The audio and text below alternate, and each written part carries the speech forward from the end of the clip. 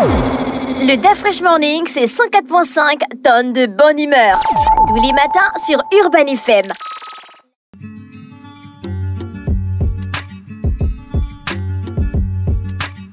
Sur les 104.5 Urban FM, on a René Ruth. René Ruth, tu as ton invité aujourd'hui. Oui, mon invité aujourd'hui dans la rubrique culture est Monsieur Diabou Alexis. Il est responsable d'état civil de la mairie du 1er arrondissement de la commune d'Akanda. Avec lui, on va parler de l'histoire d'Akanda, plus précisément du 1er arrondissement. Parce qu'il faut savoir qu'Akanda a 2 arrondissements, dont le premier c'est le Cap Esterias et le deuxième arrondissement c'est Angonji. Mais nous, c'est juste pour le premier arrondissement. C'est dû à la question d'hier parce qu'on parlait de l'histoire des caps. Et donc, oui, comme vous m'avez attaqué ce matin, j'ai mon aveu. Monsieur Diambou, bonjour. Monsieur Diambou. Bonjour. Merci d'avoir accepté notre invitation. Merci. Vous êtes agent municipal responsable d'état civil. Ça implique quoi? C'est pour des questions d'état civil. Le responsable d'état civil s'occupe de la vie de la personne humaine, c'est-à-dire la naissance, le mariage et le décès. D'accord, ok. Et c'est la mairie qui s'occupe de ça. Et vous êtes là-bas depuis combien de temps? Vous avez grandi, vous êtes né à Akanda? Bon, je rends grâce à Dieu. Dieu a permis que toute ma carrière administrative, je puisse la passer à Akanda.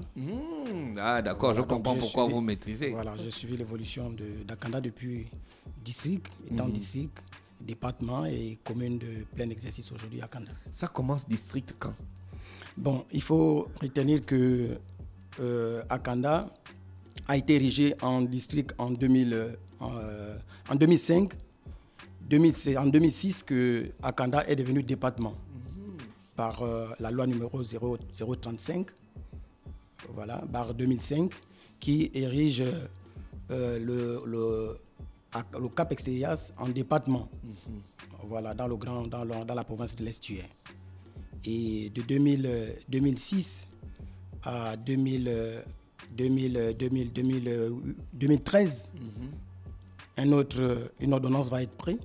Donc l'ordonnance est 008 par 2013 du 21 février 2013 qui supprime le département du Cap et qui supprime également la commune du Cap Esterias pour créer la commune d'Akanda, qui est subdivisée en 2 arrondissements par le décret numéro 701 du 13 juillet 2013 qui crée les arrondissements dans la commune d'Akanda.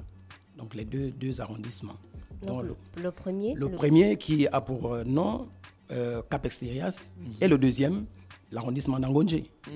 Voilà, voici les 2 arrondissements. Vous êtes, votre mairie est dans quel arrondissement? Le premier arrondissement, voilà, qui est au Cap Esterias. Donc situé au Cap Esterias. Le premier arrondissement n'est que l'ancien département du Cap et l'ancienne commune du Cap Esterias, qui est devenu le premier arrondissement de la commune d'Akanda. Le Cap Esterias commence où exactement? Bien, pour parler du premier arrondissement de la commune d'Akanda aujourd'hui, le premier arrondissement commence, vous voyez, à Marseille 2, si vous connaissez bien là où se trouve le CES d'Avrombam. Le CES d'Avrombam, là où il y a les Dodanes. Voilà, là où il y a les Dodanes. Vous voyez la voie qui sépare le stade. Le premier arrondissement commence là. Et vous avez Marseille 2. Vous avez, puisque le premier arrondissement a 15 quartiers. Voilà, donc vous avez à partir... 15 quartiers. Donc, il y a 15 quartiers dans le premier Cap arrondissement. Esterias. Le premier arrondissement de la commune d'Akanda a 15 quartiers. Ah bon? Voilà. 15 quartiers. Vous avez Vengayon, Marseille 2, premier campement. Vous avez Makwenge. Vous avez Yalala. Vous avez Malibé 1. Vous avez Malibé 2, Iwoso Itambioko. Vous avez Malibé 2, Mabotso Carrefour Damas. Vous avez Malibé 2, Kubu Ivinda et Trois-Bois.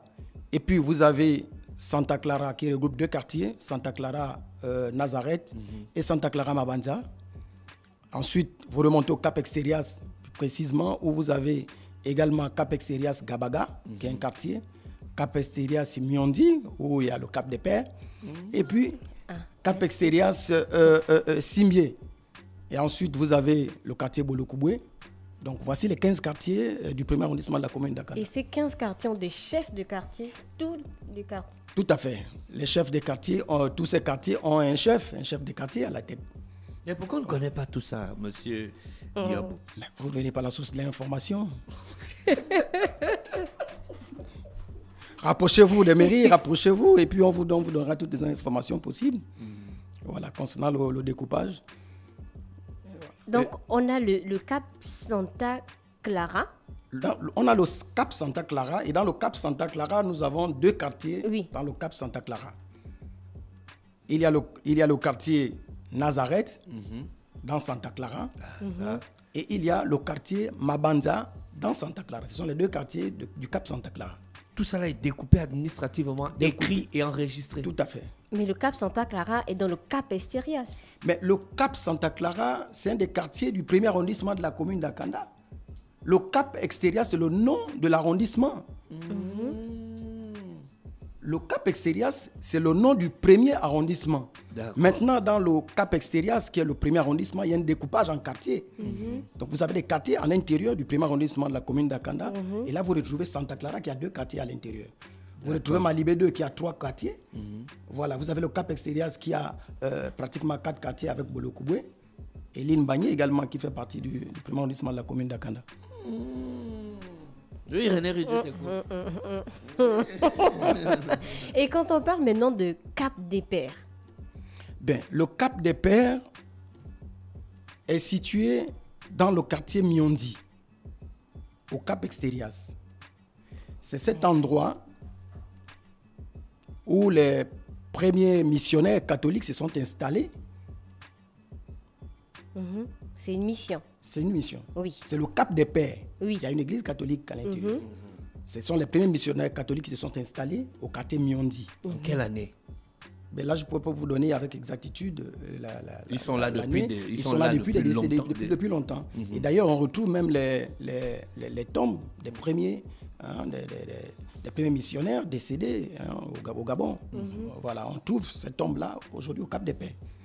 Voilà. Donc, le Cap des Pères est situé dans le quartier Miondi, qui veut dire des esprits en langue benga, au Cap Extérias. Ah oui, donc les populations autochtones d'Akanda, ce sont les Bengas. Bon, les populations, ce qu'il faut retenir, c'est que au Cap Extérias, les populations autochtones, lorsqu'on parle du Cap Extérias, ce sont des Bengas. Maintenant, au niveau du premier arrondissement, il y a une concentration ethnique par zone. Oui. Donc, lorsque vous prenez le Cap Extérias et puis Santa Clara, c'est des Bengas. Lorsque vous prenez Marseille 2, premier campement, Iyalala et Makwenge, c'est dominé par les Nzebi, par l'ethnie Nzebi. Ils sont arrivés là, les gars là.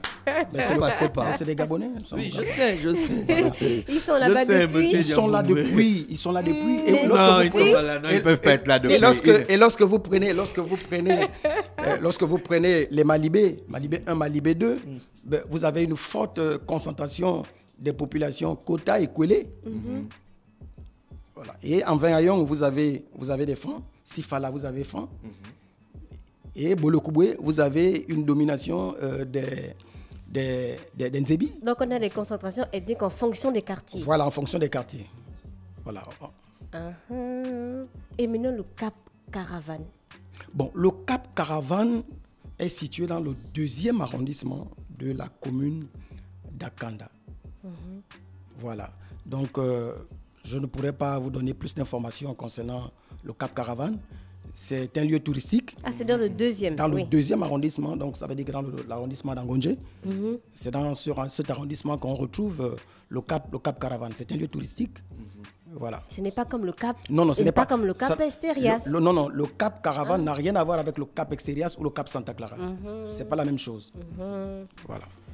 Donc, il y a combien de mairies dans la commune d'Akanda, dans la commune, la commune d'Akanda ou bien c'est déjà un département? Non, c'est la commune. Il n'y a plus de département. Je vous ai dit tout à l'heure que l'ordonnance 008 supprime le département en 2013. Donc le département n'existait plus. L'ancienne mairie rurale du Cap Extérieur n'existait plus. Voilà.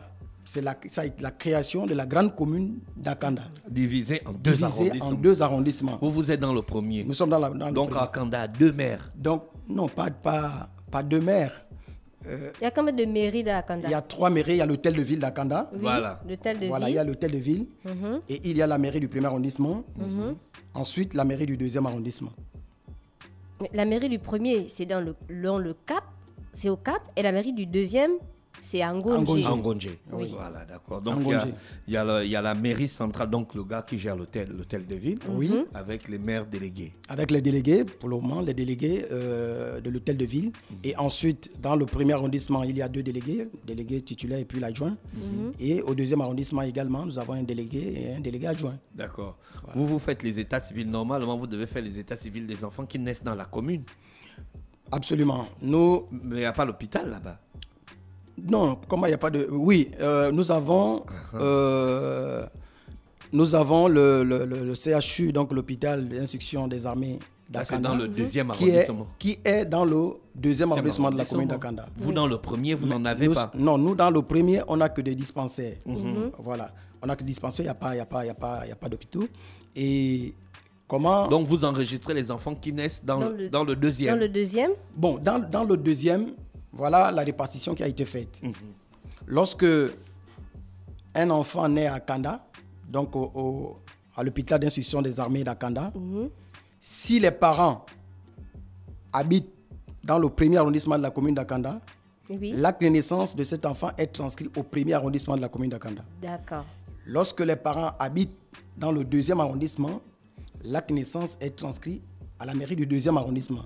Maintenant, lorsque les parents habitent dans la commune de Libreville ou à Ovendo ou ailleurs, et que l'enfant est né à Kanda, l'acte de naissance de cet enfant est transcrit à l'hôtel de ville d'Akanda.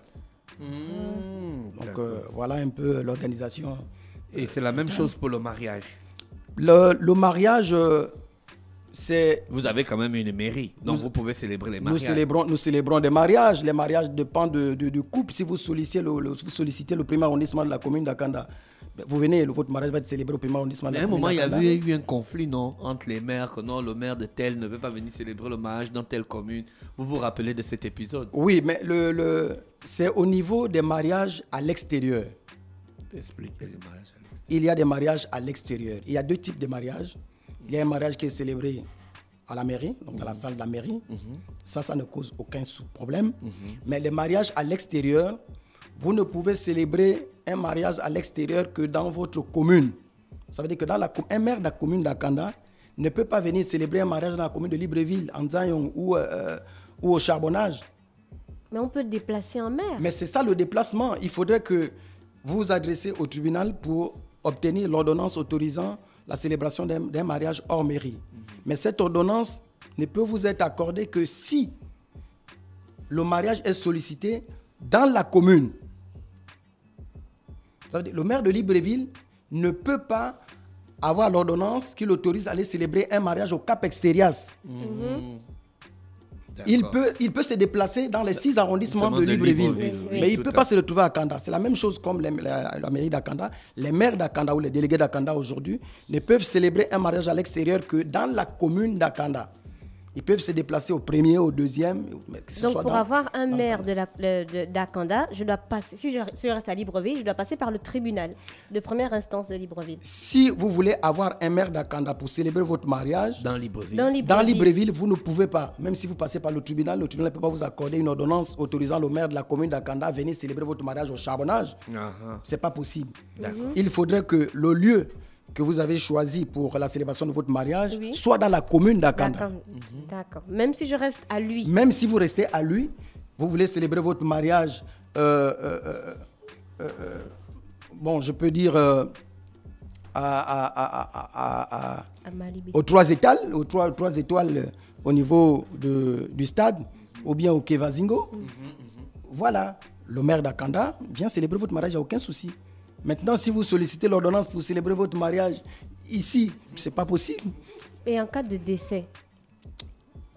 En cas de décès? Si une personne de Libreville décède, par exemple, à l'hôpital d'Akanda.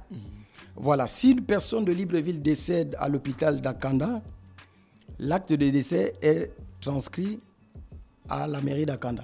D'accord. À l'hôtel de ville d'Akanda. Voilà, l'hôtel de ville d'Akanda. Maintenant, si ça nécessite... Même s'il n'habite pas dans Akanda. Oui, non, même s'il n'habite pas dans Akanda, même s'il n'habite pas dans Akanda, l'acte de décès est transcrit à l'hôtel de ville d'Akanda. Maintenant, s'il habite dans le premier arrondissement, l'acte de décès est transcrit au premier arrondissement. Au deuxième, c'est la même chose. Voilà. Mais la différence, c'est que si la personne décédée habite dans le premier arrondissement, le premier arrondissement va délivrer l'acte de décès. Maintenant, si ce corps devra peut-être voyager, aller à l'extérieur, il va falloir, avec l'acte de décès qui est transcrit dans l'arrondissement, aller à l'hôtel de ville pour le laisser passer mortuaire. Parce qu'il n'y a que l'hôtel de ville qui a l'habilité de délivrer ce document-là pour permettre la poursuite des documents administratifs pour le transfert du corps au ministère de l'Intérieur. Voilà un peu la démarche pour des corps qui doivent voyager. D'accord. Monsieur Diabou, vous maîtrisez vraiment votre domaine. J'ai Ça grandi. fait combien d'années déjà que vous êtes dans la commune? Bon, ce qu'il faut retenir, c'est que j'ai suivi l'évolution. J'ai suivi Donc l'évolution. vous avez vu comment les gens se sont installés un peu. J'ai suivi l'évolution du premier arrondissement de la commune d'Akanda aujourd'hui. Ce qu'il faut retenir, c'est qu'après mes études, j'ai commencé d'abord par la carrière enseignante. Donc, j'ai enseigné de 2002 à 2006 comme auxiliaire d'enseignement public à Malibé 2, donc dans le premier arrondissement de la commune. Là, on était en district. À cette époque, il y avait il y avait déjà beaucoup de gens qui habitaient dans Akanda. Oui, il y avait, mais pas... Ça a commencé à se remplir à quel moment? Non, dès que le Cap est devenu département, ça a commencé à se remplir petit à petit. Des gens ont commencé à arriver. À prendre les terrains. À prendre les terrains, mais dès qu'il y a eu la création de la commune d'Akanda, ça allait très vite. Donc à cette époque, en 2002 à 2006, bon, c'était des villages. Mais qui donnait les terrains aux gens? Les gens venaient comme s'ils trouvaient la forêt, s'installaient. Il faut nous dire la vérité, monsieur Diabou. À cette époque, pour la petite expérience, je sais que il y avait le sous-préfet. Voilà, il y avait un secrétaire général de la sous-préfecture. Il y avait des cantons, il y avait des chefs de village, chefs de cantons et chefs de regroupement. Donc il y avait une démarche. Et là, nous étions à cette époque gérés par Ikoitini, donc par le Komo Monda. Oui, oui. Donc le cadastre se trouvait du côté d'une Toum, qui gérait cette zone-là. Et quelle était la démarche à cette époque? Les populations, il fallait passer par le chef de village, voilà, qui délivrait à cette époque l'attestation, l'appartenance, la parcelle. Oui. Et la personne, avec ce document, se rapprochait de la sous-préfecture. Et ce document devait être authentifié par le sous-préfet. Et une fois signé par le sous-préfet, après, parce qu'il faut vérifier, le sous-préfet s'est déplacé pour venir voir le chef si le terrain existe, si le terrain n'est pas attribué, n'appartient pas déjà à une autre personne. Voilà. Et ensuite, ce document, il fallait l'amener au cadastre de Toum à l'époque pour la poursuite de la démarche administrative. C'était ça la démarche. Et vous savez que c'est une zone rurale, personne n'avait c'est des plantations, donc les gens s'installaient. Oui. Voilà. Donc l'attribution se faisait de gré à gré. À cette époque, ça se faisait de gré à gré. Mais il y avait moins de problèmes. Hein. À cette époque, il y avait... Parce que les populations se connaissaient. Ils savaient que c'est telle famille qui est installée ici, ça c'est la plantation de telle, ça c'est la plantation... Il n'y avait pas de problème de terrain comme aujourd'hui, problème de vente illicite de terrain comme aujourd'hui. Ça se faisait du moins un peu bien. Il y avait déjà les inondations à l'époque. À l'époque, inondation, non, inondation en tant que telle, la seule, c'est que je sais que en Malibé 2, les seules inondations c'était sur la voie publique. Vous savez que Malibé c'est une zone enclavée, donc il n'y a pas la route. Donc c'est l'installation des populations qui ont favorisé les inondations. L'inondation aujourd'hui c'est l'installation anarchique des populations parce qu'il y en a qui se sont installés en érigeant des bâtisses sur des cours d'eau. Voilà, donc... Mais ils n'ont pas eu des conseils des spécialistes quand ils se sont installés? Je vous assure que l'installation s'est faite d'une manière anarchique. Personne ne respectait la réglementation et autres. Il suffisait seulement de s'acquérir un lopin de terre, bon, sans études, sans viabilisation. Et puis, bon, les gens se mettaient à investir. Oui. Voilà. Et aujourd'hui, il y a des conséquences énormes. Et comment les habitants du Cap choisissent leur chef de quartier? Est-ce que la mairie a un œil sur ça? Oui, la mairie a un œil, bien que les populations peuvent peuvent faire des demandes au niveau de la mairie, mais il y a une enquête de moralité.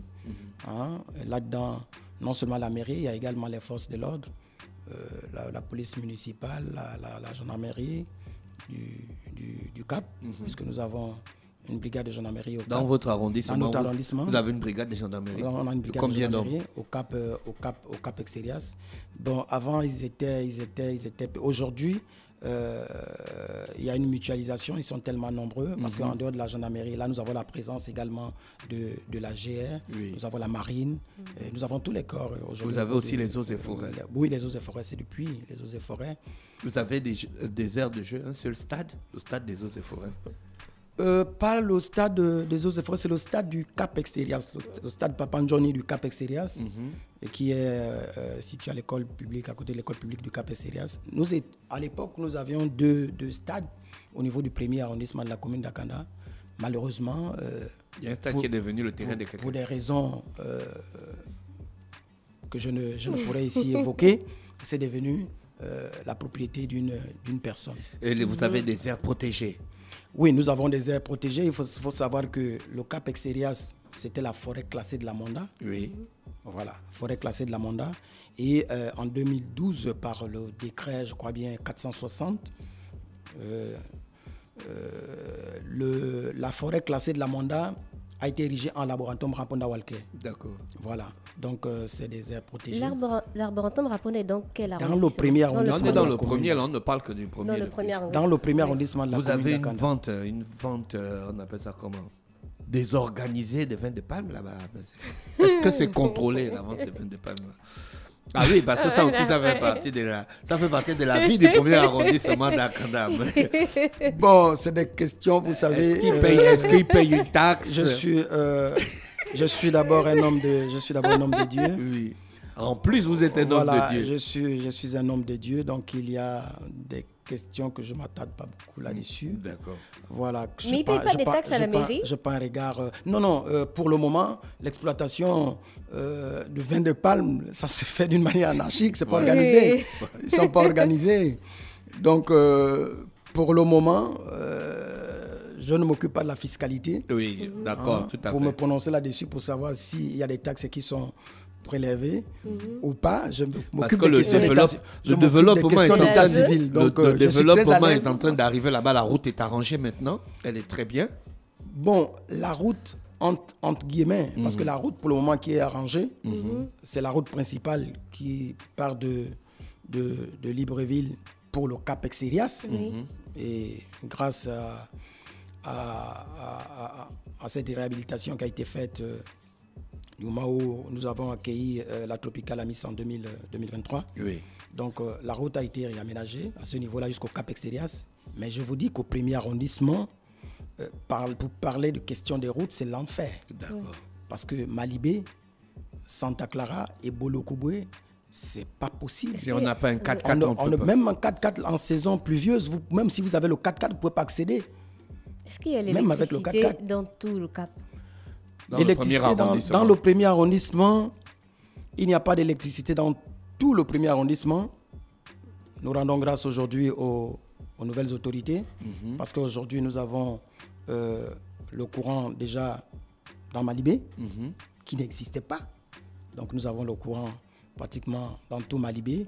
Les travaux sont en train de se faire et nous avons le courant qui prend la ligne droite jusqu'au Cap Extérias, mais Santa Clara, pas encore. Bolokobwe, pas encore. Donc vous voyez que dans le premier arrondissement, nous avons également des zones où il n'y a pas encore de courant, où il n'y a pas d'eau.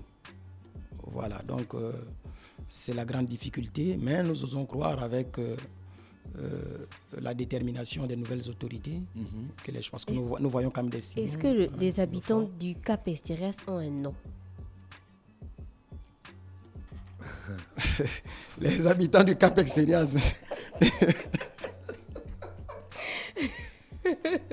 Ils s'appellent tout simplement les habitants du Cap Extérias. Bon, un nom particulier. Il n'y a pas encore pensé. On va y penser. Merci, pour avoir un nom.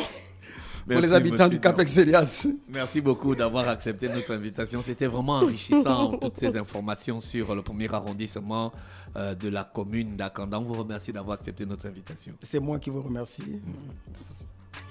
Le DAF Fresh Morning, c'est 104.5 tonnes de bonne humeur. Tous les matins sur Urban FM.